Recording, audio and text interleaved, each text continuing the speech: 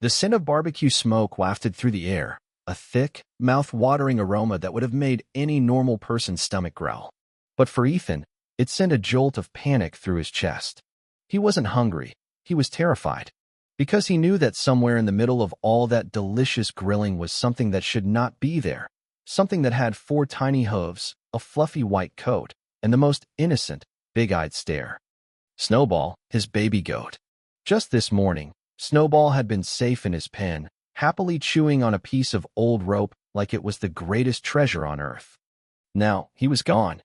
No broken locks, no tracks leading into the woods, no sign of a struggle, just gone. Ethan had searched the entire farm, checked every corner of the barn, even crawled under his truck in case the little troublemaker had decided to take a nap in the shade. But deep down, he knew this wasn't an accident. Someone had taken him. And then, Mr. Peterson, his ever-watchful, always nosy neighbor, had appeared at the fence, chewing on a toothpick like he was the bearer of some deep, ancient wisdom. "Saw your fancy little goat this morning," he'd said. Linda was carrying him like a sack of potatoes. Looked real pleased with herself, too. Ethan's stomach had dropped. Linda. Of course, it was Linda. His neighbor. His nemesis. The self-proclaimed queen of the cul-de-sac. The woman who once called the cops because his rooster crowed too loudly in the morning. The woman who had tried to petition against his unsightly farm aesthetic because she thought it was driving down property values. The woman who had stolen his baby goat. Now, as Ethan peered over the ridiculously high wooden fence that separated his property from Linda's, his worst fears were confirmed. There, right next to her overpriced outdoor kitchen setup, tied to a metal post like some kind of farmyard decoration, was Snowball. The little goat looked confused but unharmed, occasionally letting out a small, nervous bleat. And just a few feet away, Linda and her overly dressed guests clinked glasses of wine, laughing as a chef in a ridiculous white hat flipped something over a sizzling grill. Ethan's heart pounded. He had to get Snowball out of there. Now. But as he gripped the top of the fence, ready to hoist himself over, a shrill voice sliced through the air. Well, if it isn't Farmer Ethan," Linda said. A smug smile stretched across her perfectly lipsticked face. She held a glass of wine in one hand, the other perched on her hip like she had just won some kind of neighborhood dispute. "I was wondering when you'd show up." Ethan clenched his fists, trying to keep his temper in check. "Give me back my goat, Linda." She laughed, the kind of laugh that made his blood boil. "Oh, don't be so dramatic. I found him wandering around near the road. Thought I'd save him before he got hurt." "That's funny," Ethan shot back, "because my fence is still locked, and my cameras didn't pick up any wandering." Linda waved a dismissive hand. "Technicalities. Anyway, you should be grateful. We're throwing a beautiful little barbecue, and I figured he'd make a wonderful addition." Ethan's stomach twisted. "You mean?" "Oh, don't look so shocked," she said, rolling her eyes. "People eat goat all the time. It's a delicacy." Snowball let out another nervous bleat, as if he understood exactly what she meant. Ethan could feel his pulse in his ears. He was going to lose it. He was going to grab that wine glass out of her hand and dump it straight over her head. But no, that wouldn't help. He needed a plan.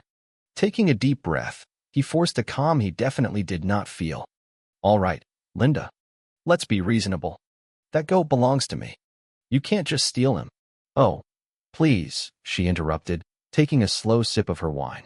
"It's just a goat." Ethan's vision blurred with rage. Just a goat? He had raised Snowball from the moment he was born. He had stayed up all night during a storm when the little guy got sick. He had built him his own personal play structure, complete with ramps and a tiny slide. This wasn't just a goat. This was his family. Linda smirked. "Look, you're welcome to stay. We've got plenty of food. You might even enjoy it." Ethan inhaled sharply, forcing himself to think. Storming in and grabbing Snowball wasn't an option. Linda would call the cops in a heartbeat and somehow make herself the victim. No, he needed something better. Then, like a gift from the heavens, he spotted something in the corner of Linda's backyard, a decorative sign perched on a table, proudly displaying a QR code. "Follow my exclusive barbecue experience on social media." Ethan's mind started spinning. Linda loved attention. She lived for it. If he played his cards right, he could use that against her. He took a step back, forcing a slow smirk onto his face. "You know what, Linda? You're right. Maybe I am overreacting. Her eyes narrowed. Oh yeah? He crossed his arms. I mean, if this is such a high-class event, I should be honored that my goat is the star of the show. I bet your online followers would love to see this. Linda's smirk widened. Obviously, I have some very important people watching. Perfect. That was exactly what he needed to hear. Well, then, Ethan said, pulling out his phone, let's make sure everyone sees it. He scanned the QR code, quickly finding her live stream. As expected, she was bragging about her fresh, organic, locally sourced meal. The chat was full of comments, people asking about the food, the setting, the recipes. Ethan didn't hesitate. He took a screenshot of Snowball, still tied up, and uploaded it to every local group he could find. Breaking, Linda from Maple Street stole my baby goat and is about to cook him live on camera. Somebody stop this madness. Then he pulled up his contacts and made 2 quick calls. The first to a local animal rights group that took issues like this very, very seriously, and the second to the cops. Because unlike Linda, he actually had proof of theft. Linda was still obliviously gloating when he put his phone away. You know, I think this is going to be your most popular barbecue yet, Ethan said, barely containing his grin. Because in exactly 10 minutes, this entire party was about to explode. Linda had no idea what was coming as she sipped her wine, blissfully unaware of the chaos that was about to unfold. Ethan leaned against the fence, watching everything like a man who had just set the world's most satisfying trap. The live stream was still running, and within minutes, the comments section was on fire. Messages flooded in, ranging from confused onlookers wondering if this was a joke to full-blown outrage from animal lovers who were already tagging authorities. But Ethan wasn't going to leave everything to chance. He needed to make sure this disaster hit Linda in the most spectacular way possible. That was where Mia and Tommy came in. Mia, his childhood best friend and an expert in stirring up trouble when necessary, had already been briefed. She was currently marching up Linda's driveway, holding a tray of what she called organic, artisan lemonade, but what Ethan knew was actually the most disgusting, sour, undrinkable liquid she could create. Her job was to distract Linda just long enough for Ethan to get into the yard. Meanwhile, Tommy, Mia's 12-year-old menace of a brother, was positioned behind a row of bushes, armed with a slingshot and a bag of marshmallows.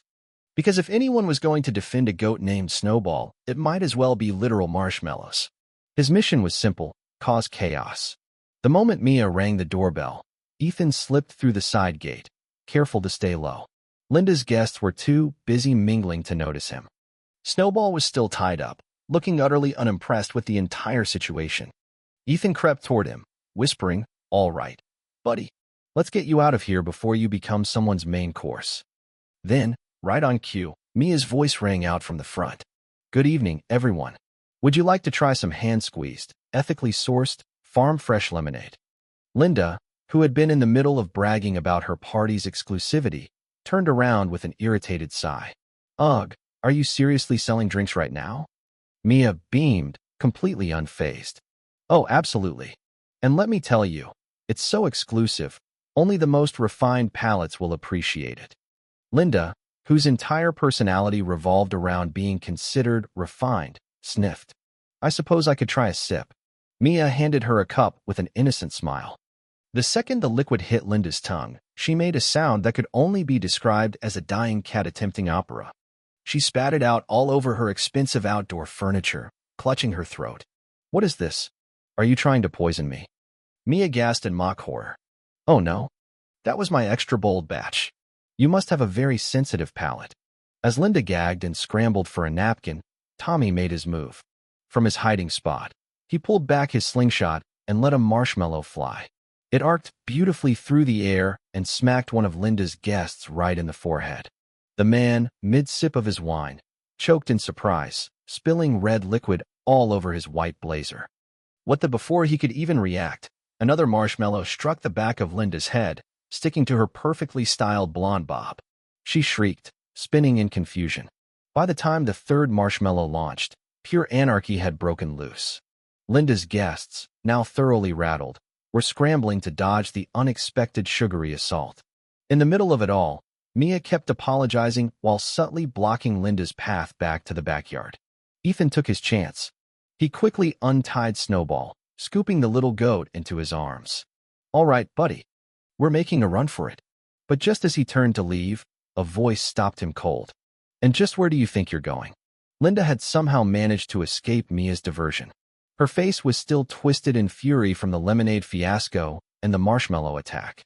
Her eyes locked onto Snowball, and Ethan could see the realization dawning on her face. "You think you can just waltz in here and take him back?" she snapped. Ethan didn't flinch. "You mean take back the animal you stole from me?" "Yeah, that's exactly what I'm doing." Linda let out a dramatic scoff. "Oh, please. This is ridiculous. You're making such a scene over a stupid farm animal. Do you know how much effort I put into planning this event? The influencers I invited? The reputation I built?" Ethan gave her a slow, unimpressed nod.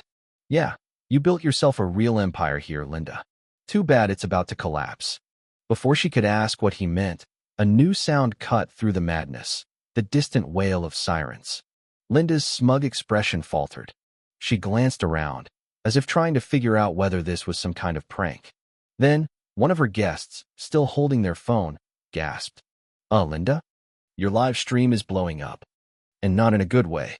Ethan smirked. "Yeah. Funny thing about broadcasting your crimes to the entire town, people tend to react." Linda lunged toward him, but before she could get her hands anywhere near Snowball, the front gate swung open. A squad car pulled into the driveway, followed closely by an animal control van. And to Linda's absolute horror, a small group of very angry protesters holding signs that read "Save the Goat" and "Justice for Snowball." One of the officers stepped out, looking thoroughly unimpressed. "Linda Thompson?" Linda plastered on her best innocent smile. "Oh, officer. What a lovely surprise. We're just having a little neighborhood gathering. We received multiple reports about a stolen animal and possible animal cruelty." The officer cut her off. He glanced at Ethan, who was still holding Snowball. "Sir, is this your goat?" Ethan nodded. "Yep. And I've got proof he was taken from my property." Linda let out a nervous laugh. "Oh, come on. He was just wandering around. I was doing him a favor." The officer raised an eyebrow. "We also have video evidence from your own live stream where you openly admit to planning to cook him." Linda's face drained of color. The entire backyard had gone silent. Every single guest awkwardly shifted away from her. Even the fancy chef who had been tending the grill was now subtly packing up his knives, wanting no part of this. "Now," the officer continued, pulling out a notepad, "let's talk about the multiple health violations, unregistered event hosting, and possible theft charges." Linda made a strangled noise. "Wait, I didn't. This is all being blown out of proportion." Ethan took a step closer, enjoying every second of her meltdown. "Yeah, I'm sure the internet is going to be real forgiving about this one." As if on cue, Linda's phone pinged with a notification. Then another. Then another. She fumbled to check it, her eyes widening in horror as she saw the number of comments, the furious messages, the growing hashtag #GoatGate spreading like wildfire.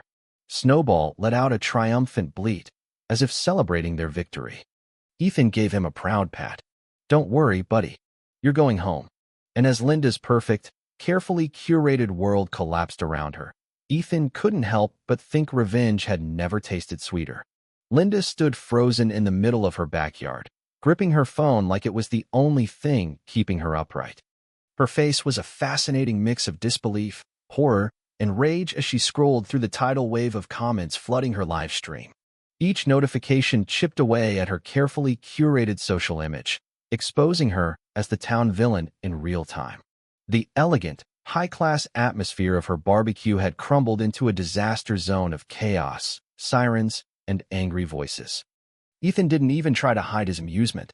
He stood off to the side, Snowball nestled safely in his arms, watching as the destruction unfolded.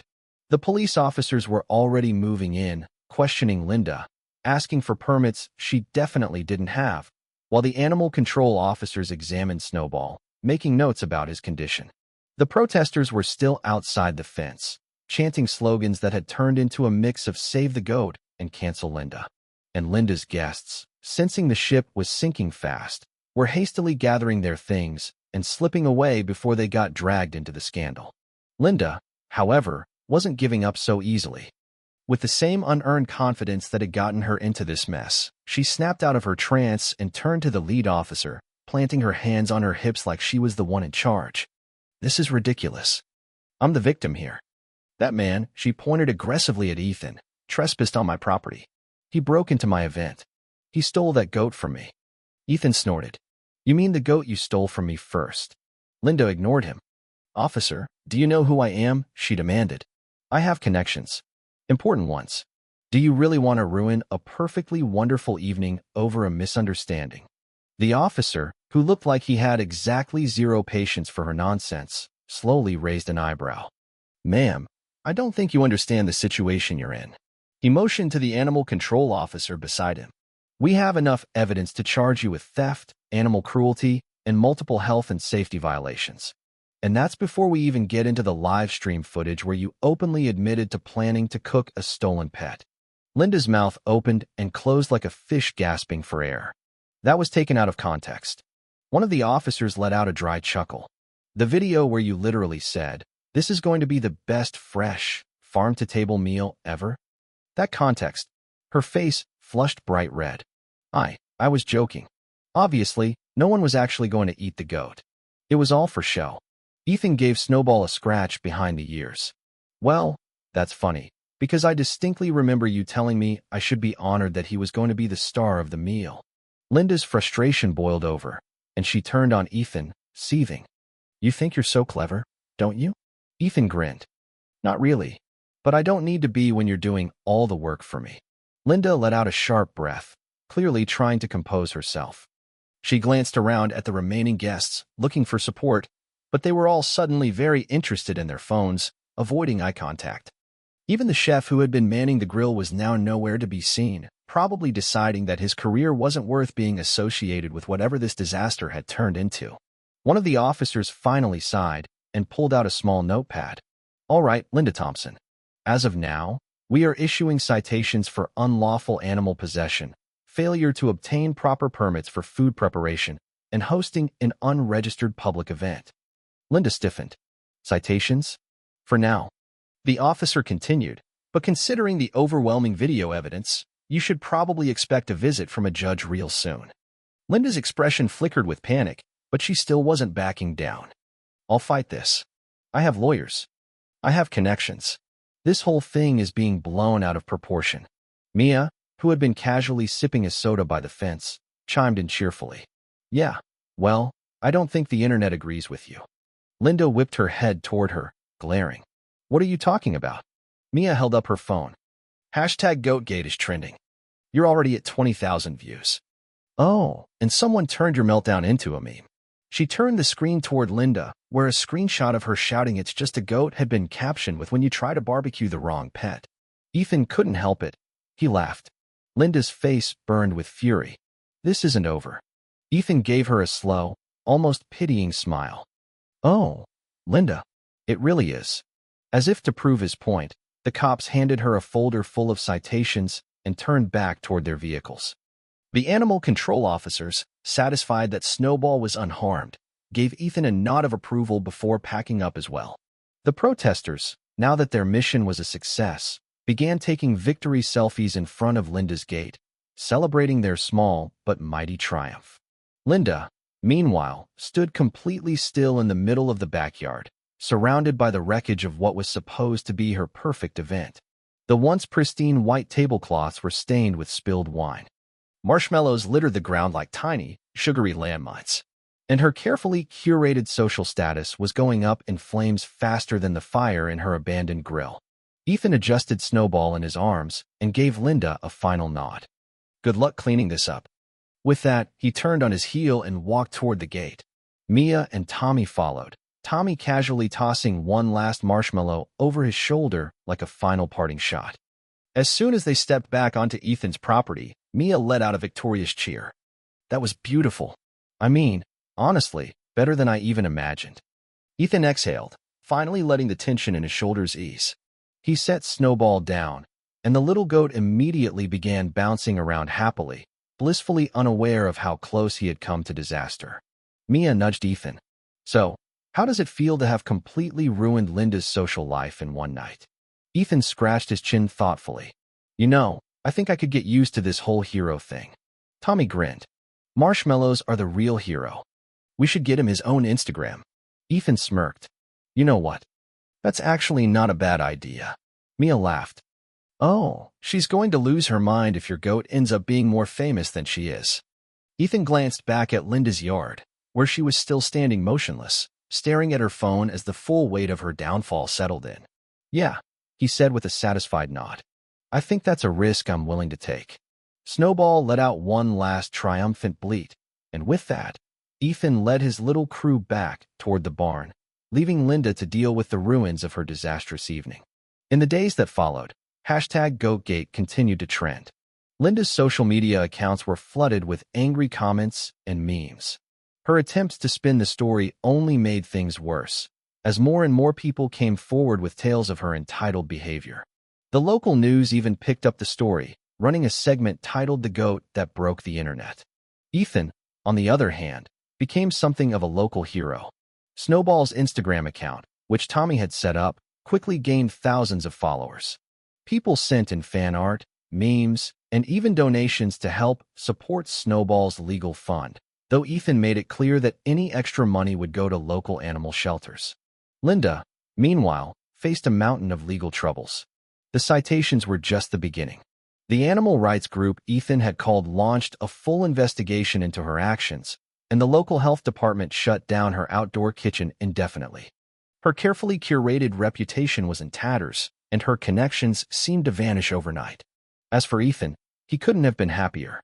Snowball was safe.